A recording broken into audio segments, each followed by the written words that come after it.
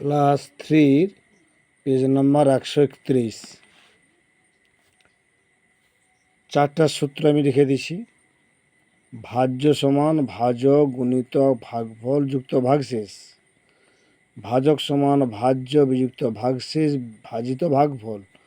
ভাগফল সমান ভাজ্য বিযুক্ত ভাগশেষ ভাজিত ভাজক। ভাগশেষ সমান ভাজ্য বিযুক্ত ভাজক গুণিত ভাগফল।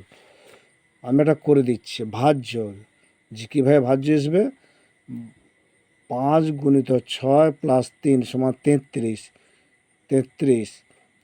আবার ভাজক কীভাবে আসবে, 33 বিযুক্ত 3 ভাজিত 6, তাহলে 30 বিযুক্ত ভাজিত 6 সমান 5। আবার ভাগফল 33 বিযুক্ত 3 ভাজিত 5 সমান 6। 5 6 5 ভাজক 6